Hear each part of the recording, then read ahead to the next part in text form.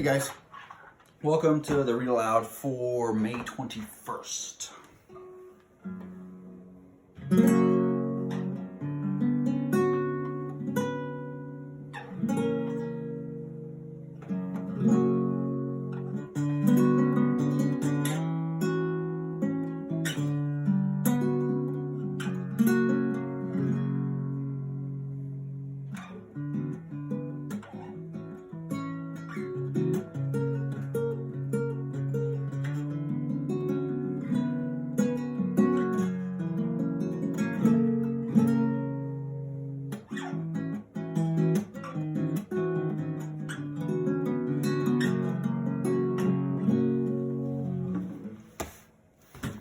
That wasn't the best. Good enough though. Here we go. Secret of Nim.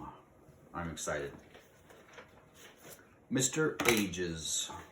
Mr. Ages was a white mouse who lived across the farm and beyond in a house that was part of a brick wall. The wall lined the basement of what had once been a large farmhouse. The farmhouse itself had burned down so many years ago that nobody could remember what it had looked like, nor who had lived there.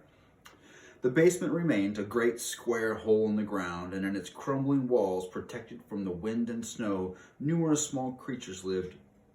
In summer there were snakes, dangerous to Miss Frisbee, but there was no need to worry about them in the winter. Just the same, it was a long, hard journey and could be risky unless she was extremely cautious. It was so far, in fact, that Miss Frisbee would not ordinarily have set out so late in the day for fear that the dark would catch her before she got back. But Timothy obviously could not wait until the next day. So only 5 minutes after she announced she must go, she was gone. If she had been able to follow her nose, that is, to take the shortest route to where Mr. Ages lived, her journey would have been easy enough.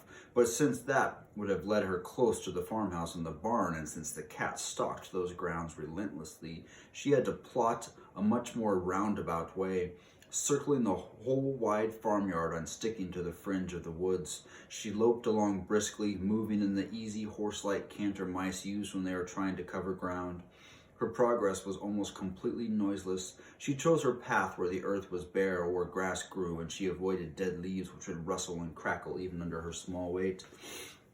Always she kept an eye out for hiding places, logs, roots, stones, things to scurry under if she should meet a larger animal who might be unfriendly. For though the cat was number one, there were other things in the woods that chased mice. And as she did all of this, she worried about Timothy and hoped that Mr. Ages would know something that would help him. It was more than 2 hours later that she saw she was getting close to the brick wall where he lived. Though her husband had been a great friend of Mr. Ages and had visited him often, Miss Frisbee herself had been there only once before, and that had been in the summer. Still, she remembered the place clearly. It was an odd sort of clearing in the woods. Long ago, when the old house had been lived in before it had burned, there must have been a wide lawn around it.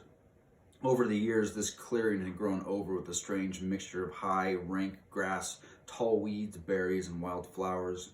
In the summer, it was wild and beautiful place, bright with blooms and full of the smell of blackberry blossoms and purple clover.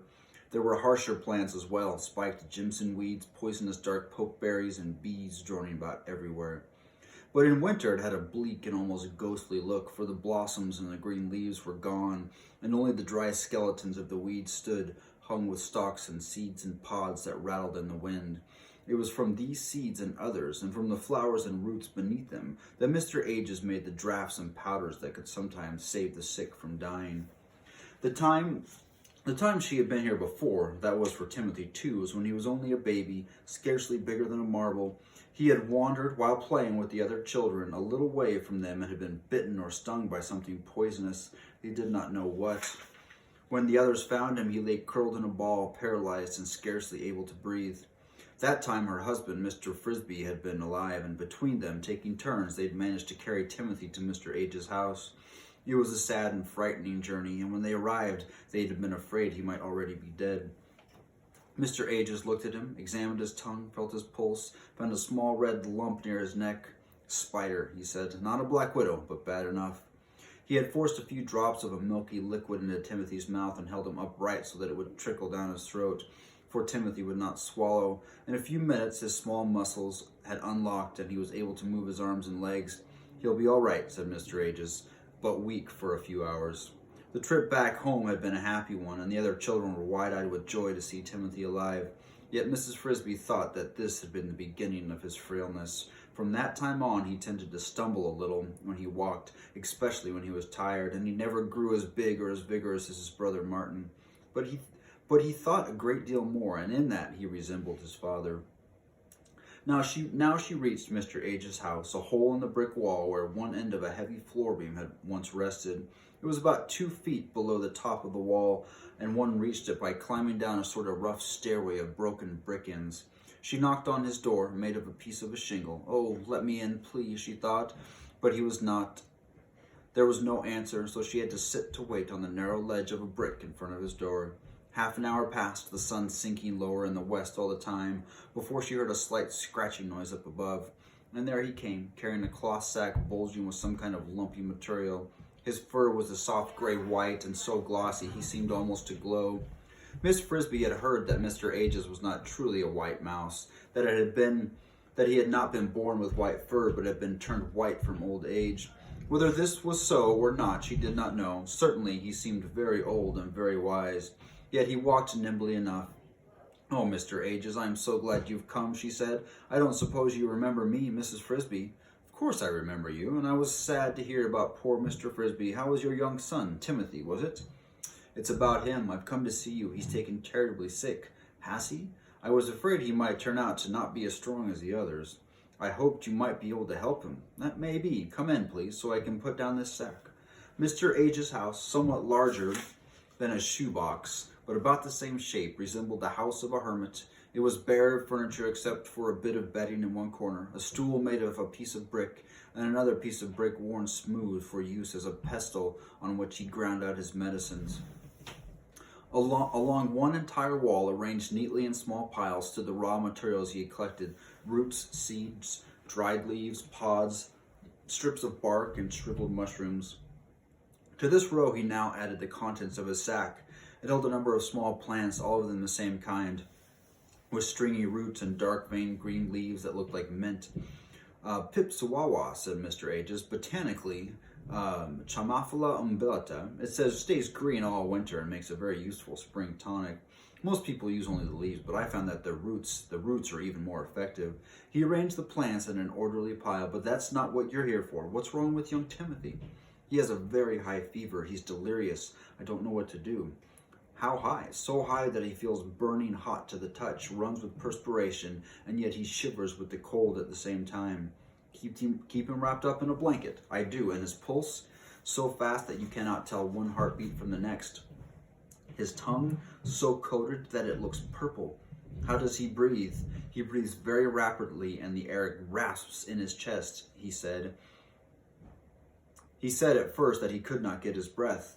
"But he does not cough?" "No, he has pneumonia," said Mr. Ages. "I have some medicine that will help him, but the most important thing is to keep him warm, and he must stay in bed." He went to the back of his house, and from a ledge formed by a projecting brick, he took 3 packets of medicine, powders neatly wrapped in white paper. "Give him one of these tonight, mix it in water, and make him drink it. If he's still delirious, hold his nose and pour it down his throat. Give him the second one tomorrow morning, and the third the next morning." Miss Frisbee took the packages. "Will he get better?" she asked, ready to hear the answer. "He will get better this time. His fever will be less on the second day and gone the third day, after he has taken all the medicine. That does not mean he will have recovered. His lungs will still be terribly weak and sensitive. If he gets the least bit of cold, or breathes cold air, or even a breath or two, the pneumonia will surely come back worse than before, and the second time he may not recover. This will be true for at least 3 weeks, and more likely a month. And after that, even after that, he should be careful, though he may hope by then the weather will be warmer."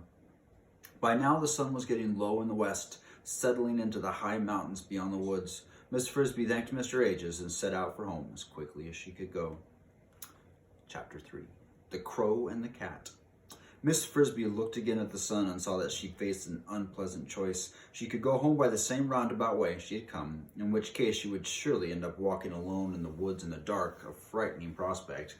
For at night the forest was alive with danger. Then the owl came out to hunt, and foxes, weasels, and strange wild cats stalked among the tree trunks. The other choice would be dangerous too, but with luck it would get her home before dark. That would be to take a straighter route across the farmyard between the barn and chicken house, going not too close to the house, but cutting the distance to home by half. The cat would be there somewhere, but by daylight and by staying in the open away from the shrubs, she could probably spot him before he saw her. The cat, he was called Dragon. Farmer Fitzgibbon's wife had given him that name as a joke when he was a small kitten pretending to be fierce, but when he grew up, the name turned out to be an apt one. He was enormous, with a huge broad head and a large mouth full of curving fangs, needle sharp. He had 7 claws on each foot and thick furry tail which lashed angrily from side to side. In color he was orange and white, with glaring yellow eyes, and when he leapt to kill, he gave a high strangled scream that froze his victims where they stood. But Miss Frisbee preferred not to think about that. Instead, as she came out of the woods from Mr. H's house and reached the farmyard fence, she thought about Timothy. She thought of how his eyes shone with merriment when he made up small jokes, which he did frequently, or how invariably kind he was to his small, scatterbrained sister Cynthia. The other children sometimes laughed at her when she made mistakes or grew impatient with her because she was forever losing things, but Timothy never did. Instead, he would help her find them, and when Cynthia herself had been sick in bed with a cold, he had sat by her side for hours and entertained her with stories. He made these up out of his head, and he seemed to have a bottomless supply of them. Taking a firm grip of her packets of medicine, Miss Frisbee went under the fence and set out toward the farmyard. The first stretch was a long pasture. The barn itself, square and red and big, rose in the distance to her right, and to her left, farther off, were the chicken houses. That's where we're going to stop today. Hope you guys have a good weekend. It's a nice long weekend. I will post some read alouds next week.